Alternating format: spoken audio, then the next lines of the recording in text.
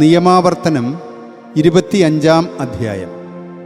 ആളുകൾ തമ്മിൽ തർക്കമുണ്ടാകുമ്പോൾ ന്യായാധിപ സംഘത്തെ സമീപിക്കുകയും അവർ അവരെ സാധൂകരിക്കുകയും വേണം. അവർ നീതിമാനെ വെറുതെ വിടുകയും കുറ്റക്കാരനെ കുറ്റം വിധിക്കുകയും വേണം. കുറ്റക്കാരൻ പ്രഹരത്തിന് അർഹനെങ്കിൽ ന്യായാധിപൻ അവനെ തൻ്റെ മുമ്പിൽ കിടത്തി അവൻ്റെ കുറ്റത്തിന് മതിയായത്ര എണ്ണം അടിയേൽപ്പിക്കണം. അവനെ 40 തവണയിൽ കൂടാതെ അടിപ്പിക്കാം. അതിലുമധികം അടി അവനെ ഏൽപ്പിച്ച് നിന്റെ ദൃഷ്ടികൾക്ക് നിന്റെ സഹോദരൻ നാണം കെടാതിരിക്കാനാണിത്. കാളമെതിക്കുമ്പോൾ അതിൻ്റെ വായ് നീ കെട്ടരുത്. സഹോദരന്മാർ ഒരുമിച്ചു താമസിക്കുകയും അവരിലൊരാൾ മരിക്കുകയും അവന് പുത്രനില്ലാതിരിക്കുകയും ചെയ്താൽ മരിച്ചവൻ്റെ ഭാര്യ പുറത്ത് അന്യപുരുഷന് ഭാര്യയായി തീരരുത്. അവളുടെ ഭർതൃസഹോദരൻ അവളെ പ്രാപിച്ച് ഭാര്യയായി സ്വീകരിക്കുകയും ഭർതൃസഹോദരധർമ്മം നിർവഹിക്കുകയും വേണം.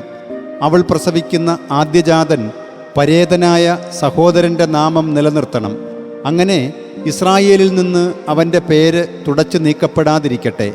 എന്നാൽ അയാൾ തൻ്റെ സഹോദര ഭാര്യയെ സ്വീകരിക്കാൻ ഇഷ്ടപ്പെടുന്നില്ലെങ്കിൽ അയാളുടെ സഹോദര ഭാര്യ പട്ടണവാതിൽക്കൽ ചെന്ന് ശ്രേഷ്ഠന്മാരോട് പറയണം, ഭർതൃസഹോദരധർമ്മം നിർവഹിച്ച് തൻ്റെ സഹോദരന് വേണ്ടി ഇസ്രായേലിൽ അവൻ്റെ നാമം നിലനിർത്താൻ എൻ്റെ ഭർതൃസഹോദരൻ വിസമ്മതിക്കുന്നു. എന്നോട് ഭർതൃസഹോദരധർമ്മം നിറവേറ്റാൻ അയാൾ തയ്യാറല്ല. അപ്പോൾ പട്ടണത്തിലെ ശ്രേഷ്ഠന്മാർ അയാളെ വിളിച്ച് അയാളോട് സംസാരിക്കണം. എന്നാൽ അയാൾ ഉറച്ചുനിന്ന് ഇവളെ സ്വീകരിക്കാൻ എനിക്കിഷ്ടമില്ല എന്ന് പറഞ്ഞാൽ അയാളുടെ സഹോദര ഭാര്യ ശ്രേഷ്ഠന്മാരുടെ കൺമുമ്പിൽ അയാളെ സമീപിച്ച് അയാളുടെ പാദത്തിൽ നിന്ന് ചെരിപ്പഴിക്കുകയും അയാളുടെ മുഖത്ത് തുപ്പുകയും വേണം. എന്നിട്ട് സ്വസഹോദരൻ്റെ ഭവനം പണിയാത്തവനോട് ഇപ്രകാരം ചെയ്യപ്പെടും എന്ന് അവൾ മറുപടി പറയണം. ചെരിപ്പഴിക്കപ്പെട്ടവൻ്റെ ഭവനം എന്ന് അവൻ്റെ നാമം ഇസ്രായേലിൽ വിളിക്കപ്പെടും. പുരുഷന്മാർ പരസ്പരം ശണ്ഠ കൂടുമ്പോൾ ഒരുവൻ്റെ ഭാര്യ തൻ്റെ ഭർത്താവിനെ പ്രഹരിക്കുന്നവൻ്റെ കയ്യിൽ നിന്ന് വിടുവിക്കുന്നതിന് അവളുടെ കൈ നീട്ടി അവൻ്റെ ജനനേന്ദ്രിയത്തിൽ കടന്നു പിടിച്ചാൽ അവളുടെ കൈപ്പത്തി വെട്ടിക്കളയണം. നിന്റെ കണ്ണ് ദയാമസൃണമാകരുത്. നിന്റെ സഞ്ചിയിൽ നിനക്ക് വലുതും ചെറുതുമായ വ്യത്യസ്ത കട്ടികൾ ഉണ്ടായിരിക്കരുത്. നിന്റെ വീട്ടിൽ നിനക്ക് വലുതും ചെറുതുമായ വ്യത്യസ്ത ഏഫാകൾ ഉണ്ടായിരിക്കരുത്. നിന്റെ ദൈവമായ കർത്താവ് നിനക്ക് തരുന്ന ദേശത്ത് നിനക്ക് ദീർഘായുസ്സുണ്ടാകേണ്ടതിന് പൂർണ്ണവും കൃത്യവുമായ കട്ടി നിനക്കുണ്ടായിരിക്കണം. പൂർണ്ണവും കൃത്യവുമായ ഏഫായും നിനക്കുണ്ടായിരിക്കണം. ഇവ ചെയ്യുന്ന ഏവനും അനീതി ചെയ്യുന്ന ഏവനും ദൈവത്തിനു നിന്ദ്യനാണ്.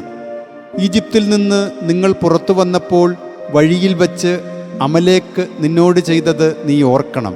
നീ ക്ഷീണിതനും തളർന്നവനുമായിരിക്കെ അവൻ വഴിയിൽ നിന്നെ നേരിട്ടതും നിന്റെ പിൻനിരയിലുണ്ടായിരുന്ന ബലഹീനരെയെല്ലാം അവൻ പിന്നിൽ നിന്ന് ആക്രമിച്ചതും. അവനാകട്ടെ ദൈവത്തെ ഭയപ്പെട്ടിരുന്നില്ല.